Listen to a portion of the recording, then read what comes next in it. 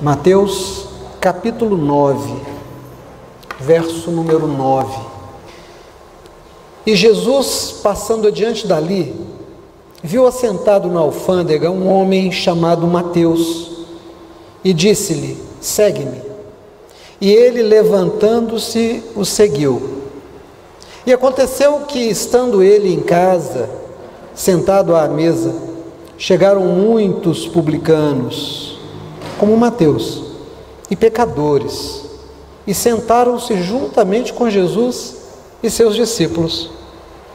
Os fariseus, vendo isso, disseram aos discípulos de Jesus: por que come o vosso mestre com publicanos e pecadores? Jesus, porém, ouvindo, disse-lhes: não necessitam de médico os sãos, mas sim os doentes.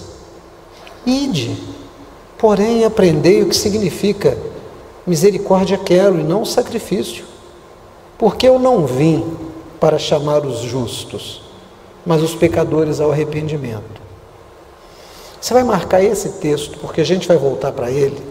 Eu quero que você abra sua Bíblia por um instante no Salmo 96, verso 1. Cantai ao Senhor um cântico novo. Cantai ao Senhor, todos os moradores da terra. Amém. Pode abrir lá em Mateus mesmo.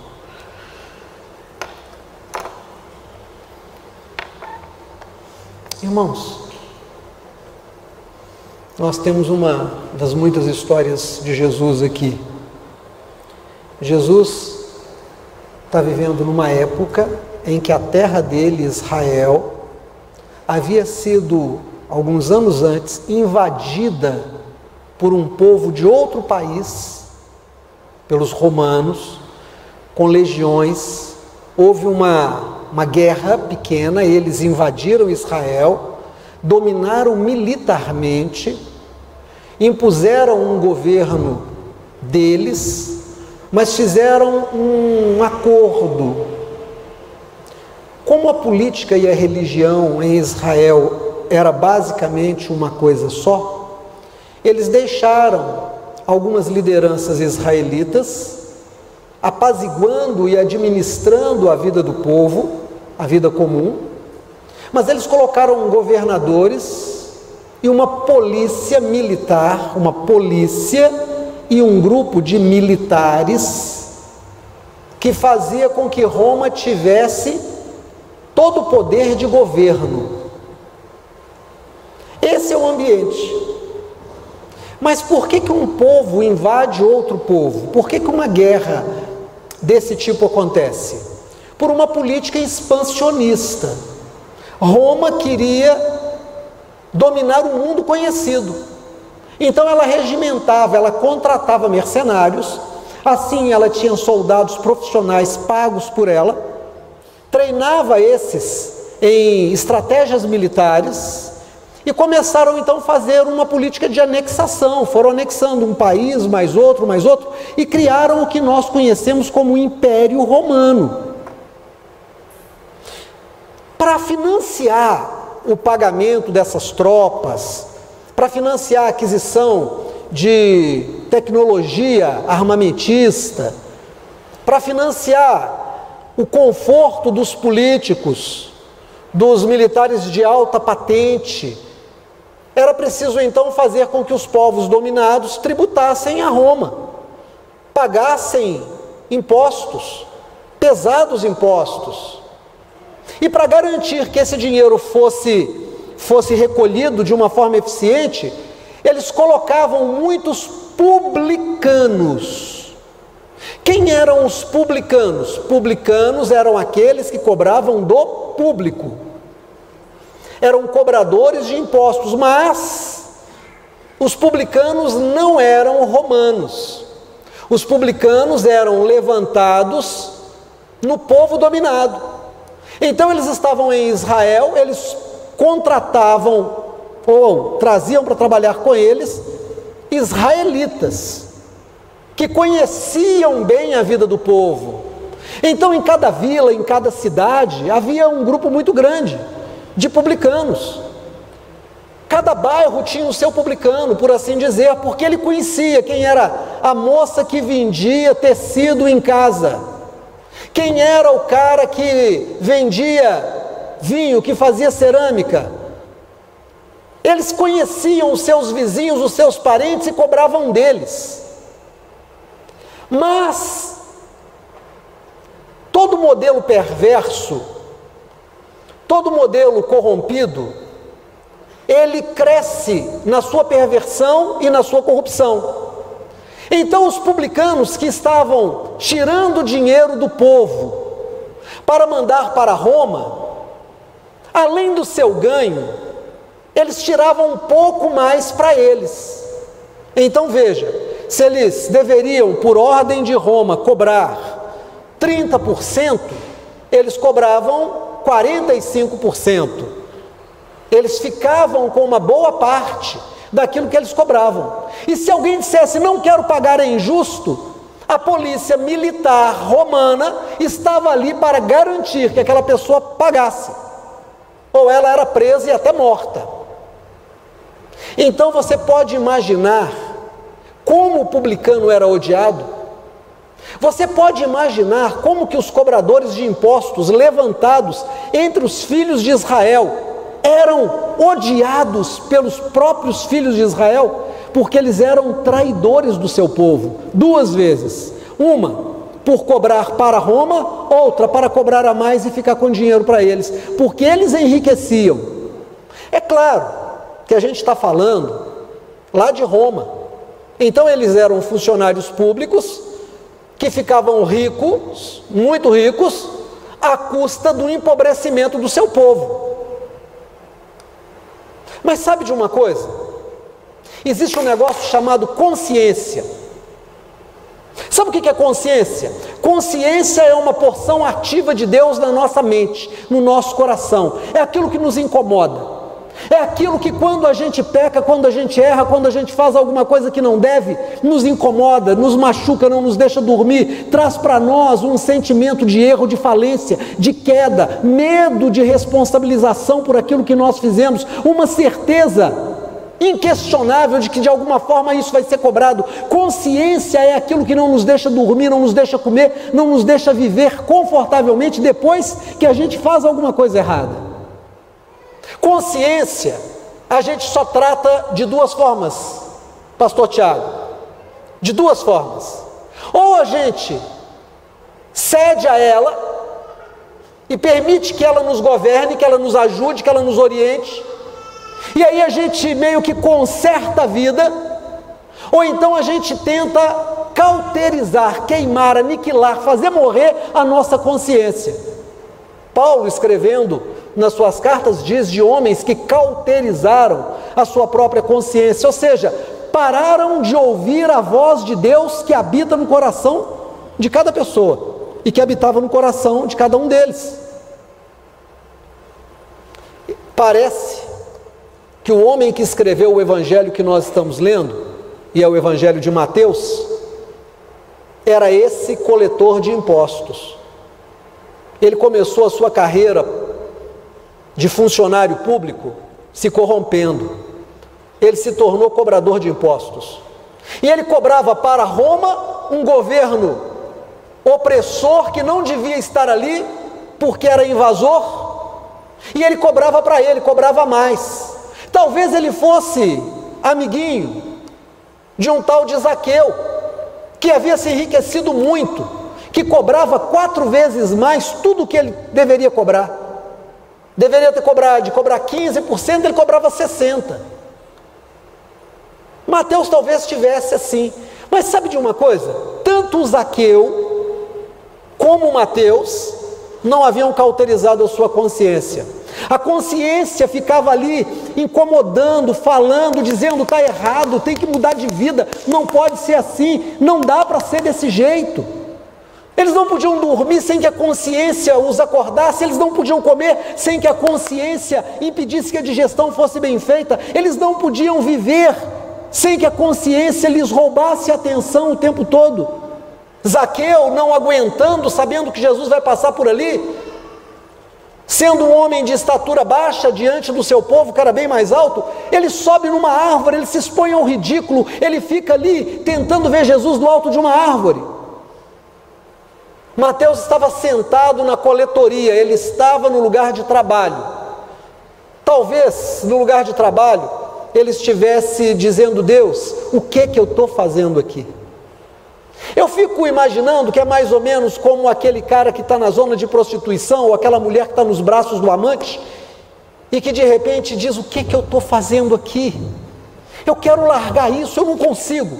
Ou aquela pessoa que está fazendo um negócio ilícito, que vem roubando, que vem desviando, que vem de alguma forma se enriquecendo ilicitamente, e que de repente diz: Deus me ajuda, eu por mim mesmo não consigo largar isso. Eu imagino que talvez seja como aquela pessoa que acabou de fumar um baseado, ou que tomou uma droga injetada, ou que bebeu um copo de cachaça, que chega em casa bêbado, se joga na cama, ouve a filha xingando, a mulher chorando, o filho desacatando, e ele deita na cama, não tem força para levantar, porque a cachaça não deixa, o cérebro não funciona direito, mas de alguma forma a consciência diz, clama a Deus, e ele lá no fundo do seu coração diz: Deus, tem misericórdia de mim, Deus me salva.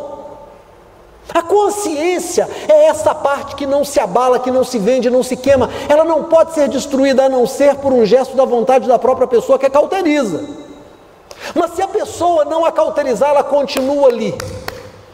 Talvez esse homem, Mateus, também chamado de Levi, algumas traduções vão escrever o nome dele como Levi, sentado ali, ele talvez tenha feito uma única oração: Senhor, eu não dou conta de mudar, muda minha vida, tem misericórdia de mim, tem misericórdia de mim. Engraçado, né, irmãos? Às vezes a gente ora por uma pessoa, 1 ano, 2 anos, 10 anos, e não acontece nada. E aquela pessoa, no dia que ela faz uma pequena oração, Deus muda a vida dela.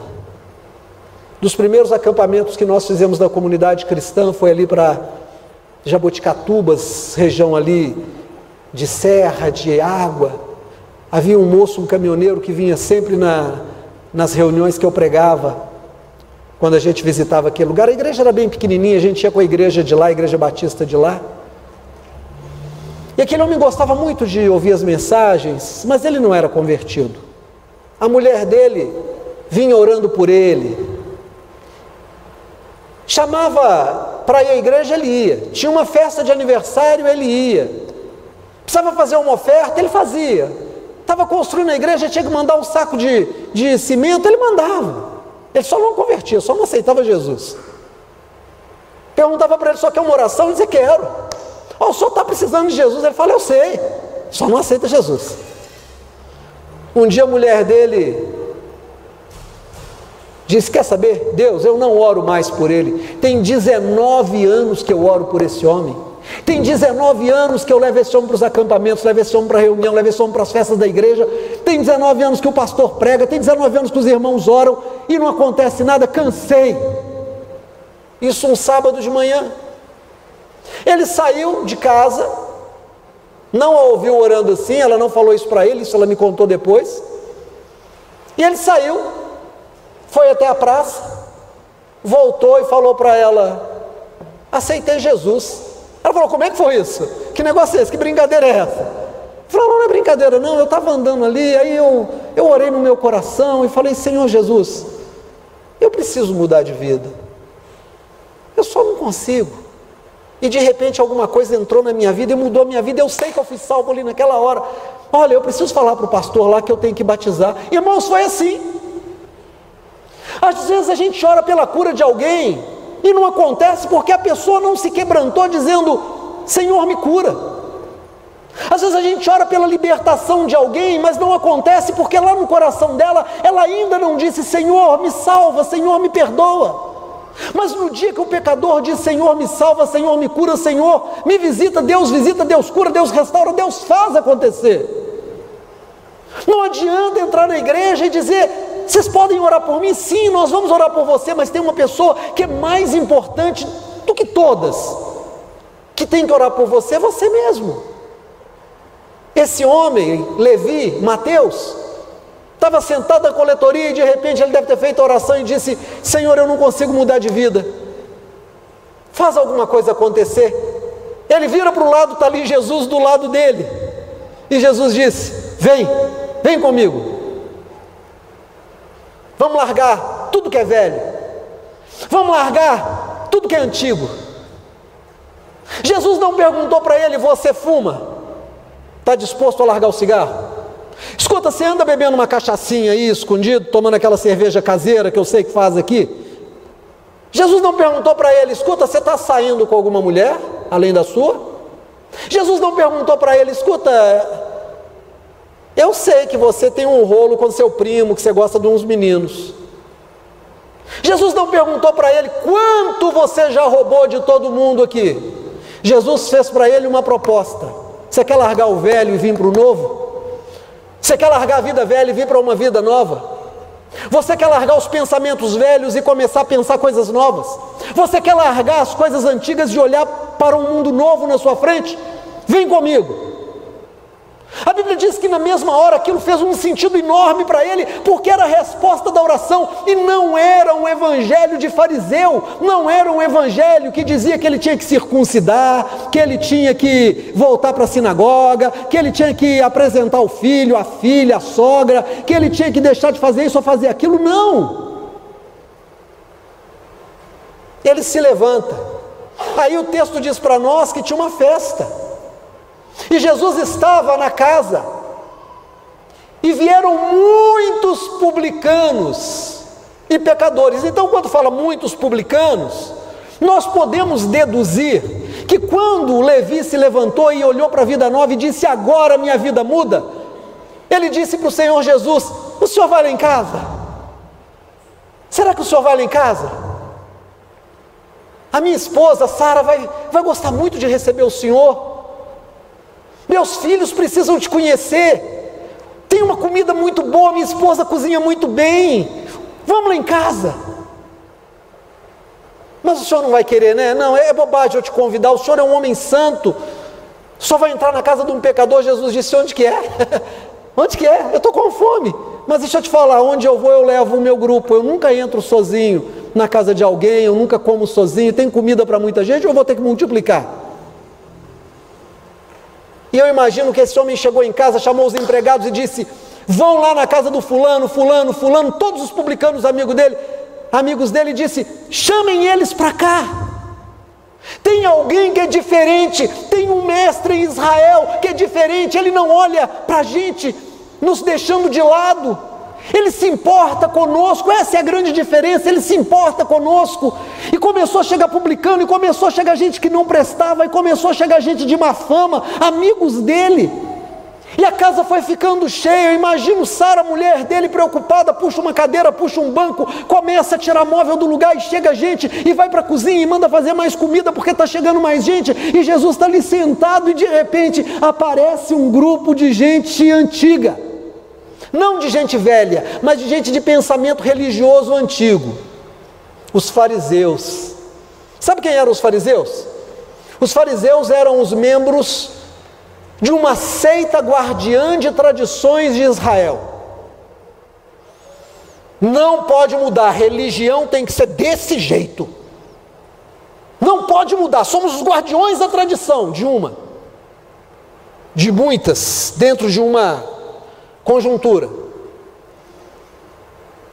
E aí eles viram, e vem Jesus sentado. Irmão, olha aqui para mim em nome de Jesus. Jesus sentado no meio de publicanos, pecadores e gente que não prestava.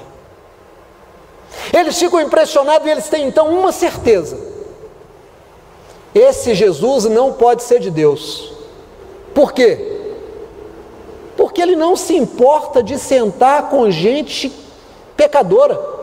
Ele não está conosco, ele não está na nossa igreja, ele não está na nossa sinagoga, ele nem se veste como mestre, ele não fala como mestre, ele não se dá respeito, ele está com essa gentinha. Viram para os discípulos de Jesus e fazem uma pergunta debochada, capciosa, maldosa: esse é o mestre de vocês? Jesus? Come o vosso mestre com esse tipo de gente? Ele come com o pecador? Os discípulos não tiveram nem a chance de responder. Jesus ouviu, ou leu pensamento, ou sabia. O texto diz que ele ouviu, mas pode ter ouvido de muitas formas. E Jesus disse para ele: vocês não sabem que quem precisa dos médicos são os doentes? O médico não tem serventia nenhuma onde só tem gente sadia. O médico, ele existe para trabalhar com os doentes. Eu vim buscar e salvar o que estava perdido. Vocês estão precisando aprender o que significa misericórdia quero, e não sacrifícios dessa religião velha e endurecida. Aprendam que o novo de Deus é misericórdia. Sabe o que é misericórdia? Misericórdia de coração. É sentir no seu coração a dor do outro. É você se colocar no lugar do outro. Você quer saber o que é não ter o que comer?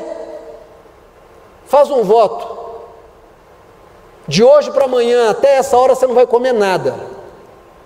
Você vai saber o que é não ter o que comer em casa. Você quer saber o que é não ter lugar para dormir? Faz o seguinte: sai da sua cama hoje e dorme na sua varanda, no seu alpendre. Leva um cobertor, põe no chão e deita lá. Se enrola nele, mas fica lá até amanhã. Não entra para casa daqui 1 hora, daqui 2, não é meia-noite não. A gente não se põe no lugar do outro, então a gente não sabe o que o outro está sentindo, está vivendo. Jesus disse que o Senhor Deus, que havia falado lá em Amós capítulo 6, verso 6, Oséias capítulo 6, verso 6. Eu não quero sacrifício, eu quero misericórdia, eu quero que vocês sintam as dores das outras pessoas. Eu quero que vocês sejam empáticos, misericordiosos, solidários.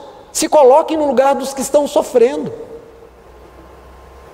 O médico se coloca, ou tem que se colocar no lugar do que está sofrendo.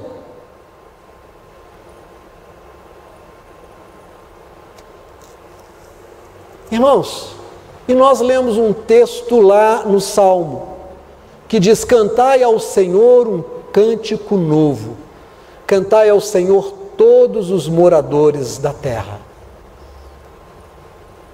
Todos os moradores da terra. Sabe, às vezes a gente, na nossa vidinha de religiosos de muitos anos, 10 anos de crente, 20 anos de crente, 30 anos, 40 anos de crente, a gente vai naturalizando pecados, práticas pecaminosas. A gente vai anulando o senhorio de Cristo e vai anulando o poder da cruz. A gente tira Jesus da cruz, a gente tira a cruz da vida da gente e coloca o trono da nossa vontade. E a gente começa a fazer pequenos pecados, a gente começa a falar mal, a gente começa a ter um comportamento errado, a gente rouba, a gente mente, a gente se torna violento. Ter um comportamento errado em todas as áreas da vida passou a ser normal. E a gente passa a relativizar o senhorio de Cristo, e a gente começa a dizer o que a gente quer da fé, o que a gente não quer. Eu quero esse culto, mas aquele eu não quero. Eu quero dizimar porque sobrou dinheiro, mas o dia que eu estou apertado, não. Eu não quero visitar doente, eu não. Quer saber? Eu quero que os bandidos morram. Bandido bom é bandido morto mesmo. Quer saber? Eu não quero ouvir pastor. Pastor chamou a minha atenção, eu fecho a cara, eu vou embora. Eu não gosto disso. Eu mudo de igreja. A gente começa a colecionar pecados, e aí a gente começa a cometer um outro tipo de pecado, porque a gente começa a demonizar os outros. E aí não é raro que a gente comece a dizer da vida sexual dos outros. De quem é homossexual, homossexual não vai entrar no reino dos céus. A igreja não é lugar para homossexuais. Homossexual tem bar gay, homossexual tem bairro gay, homossexual tem outros lugares. A igreja é para quem é de Jesus. Eu realmente não consigo achar isso na Bíblia, principalmente depois que eu leio Mateus. Aí eu olho para a minha vida, eu não posso olhar para a sua vida antes de olhar para a minha. E sabe o que eu vejo? Eu vejo que eu sou pecador. Eu vejo que eu erro. E eu vejo que eu sou muito bom em pecar. E eu tenho que lutar contra mim, contra os meus pecados, e por mais que eu lute, eu olho para mim, eu coleciono um monte. Eu não sou perfeito, não sou santo como eu gostaria de ser mais. E aí eu olho para esse pastor, para o outro, para a pastora, e eu digo, e agora, Jesus? E aí Jesus vira para mim, e vira para esses todos, e vira para você, e faz a mesma coisa que ele fez com Levi. Ele diz, vamos parar por aqui? Você quer começar uma vida nova? Levanta e vem comigo daqui para frente. Eu não vou te cobrar o seu passado. Eu não vou jogar na sua cara os seus pecados, mas vamos começar daqui? Daqui, de hoje. A sua consciência está dizendo para você que você está agindo errado. Você vai ouvir a sua consciência. A palavra de Deus diz para você que o caminho é esse. É ele que você vai adotar, é nele que você vai andar. A Bíblia vai começar a fazer sentido para você na medida em que você estudá-la. Então você vai entender o que significa o Salmo 96, no verso 1, dizendo, cantai ao Senhor um cântico novo, tenha um discurso novo, tenha uma vida nova. Olha para mim em nome de Jesus, Deus não está mais interessado numa religião velha.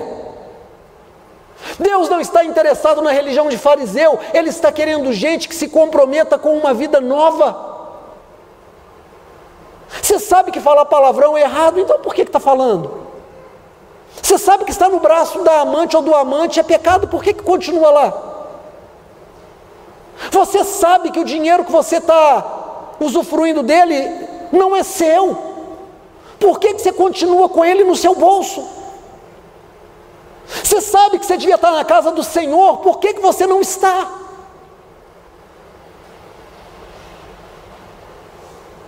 E eu vou te falar uma coisa em nome de Jesus, a vida não acaba na morte, a vida começa na morte. O que você não deixar Deus fazer na sua vida aqui, Ele vai fazer do outro lado. Dia desse alguém me convidou para pregar numa igreja grande, dia desse. E a pessoa estava lá organizando um culto muito bacana, grande, e eu fiz uma pergunta que normalmente eu faço para muita gente. Eu disse, o que você ensina sobre a vida após a morte?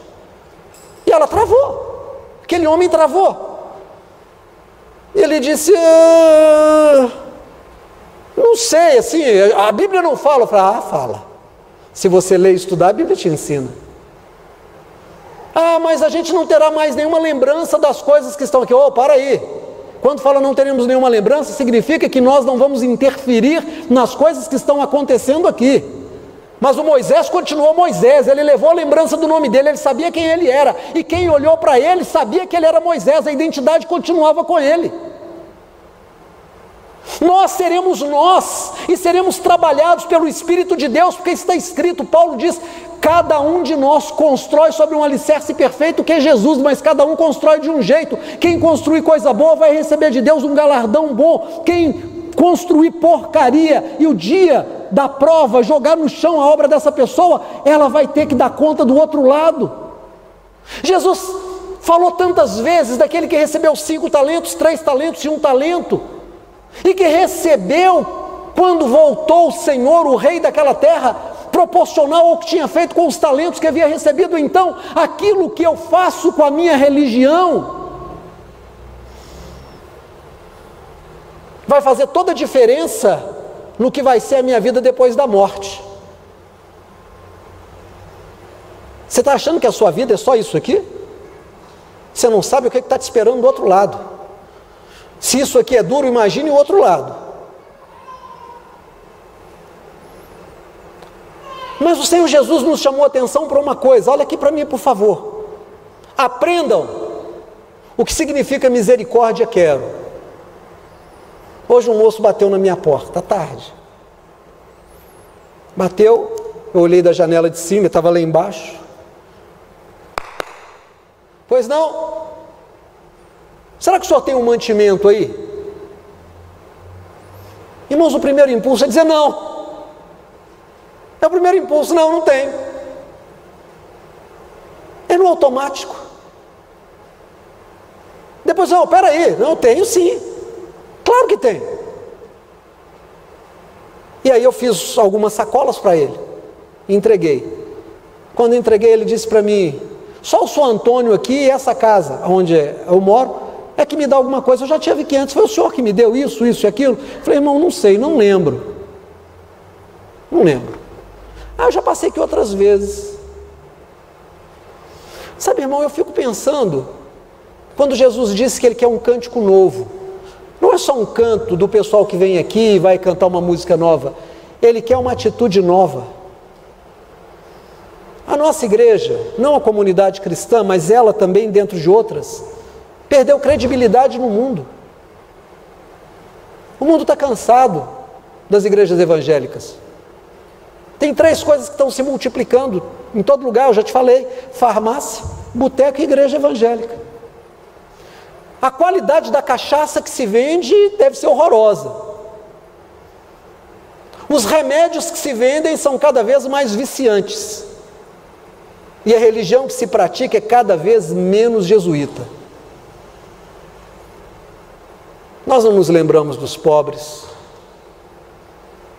Nós não nos lembramos dos presos, nós não nos lembramos dos doentes, nós não nos lembramos dos necessitados.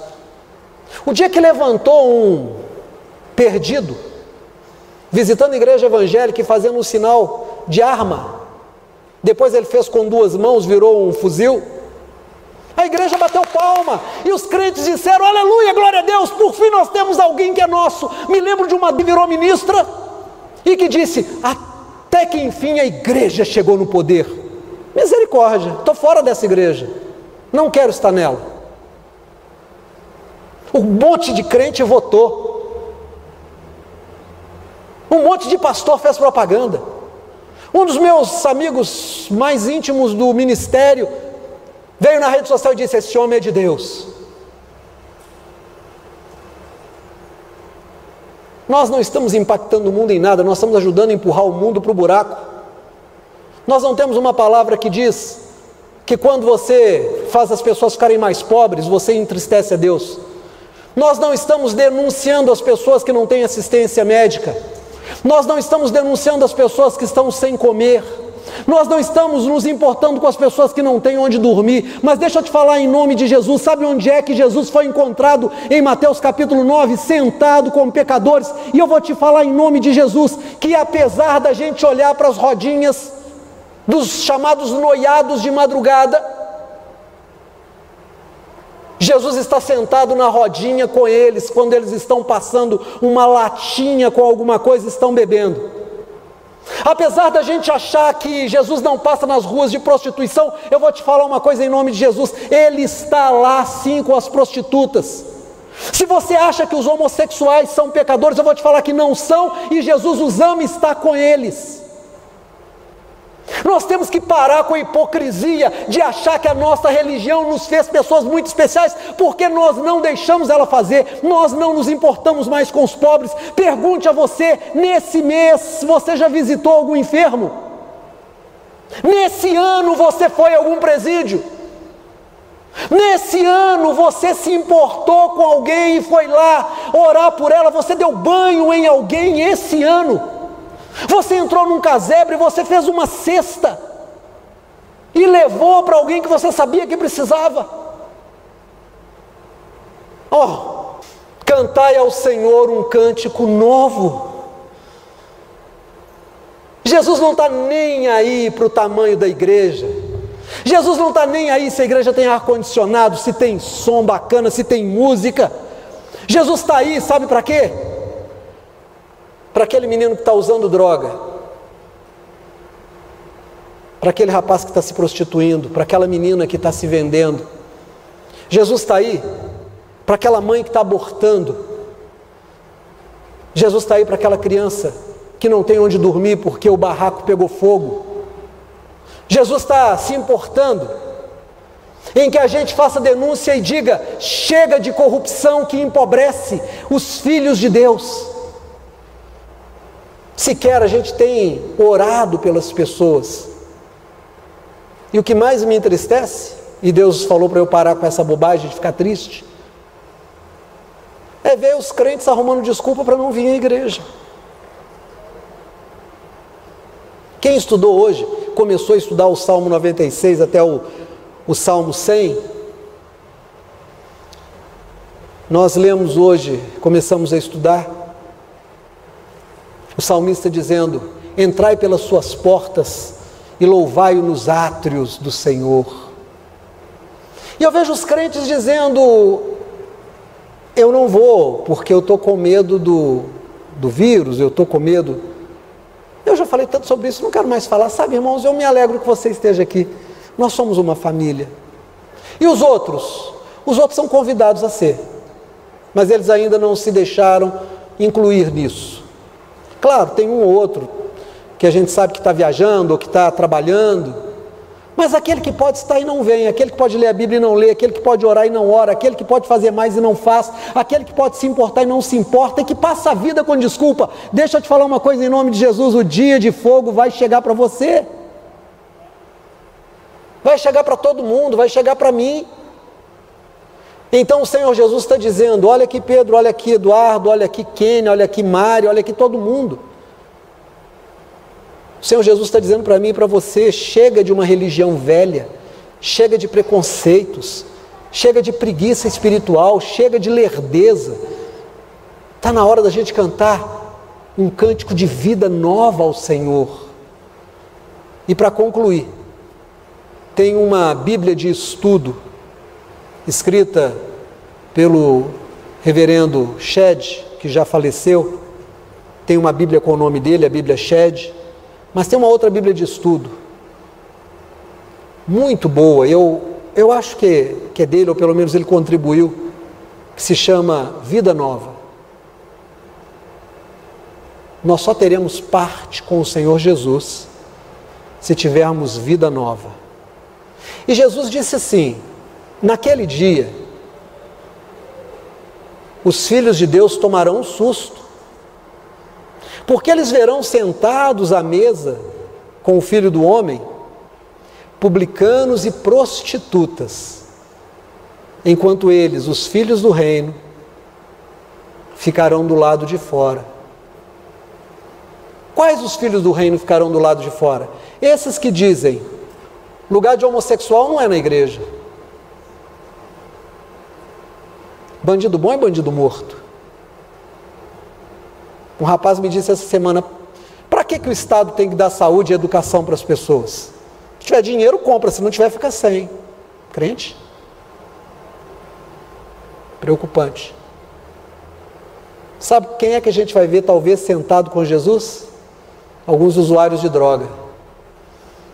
Talvez eles nunca tenham passado por uma igreja, mas lá no coração deles, a consciência deles está dizendo: Senhor, faz algo por mim, muda a minha vida, a minha esperança é o Senhor, eu não dou conta de largar.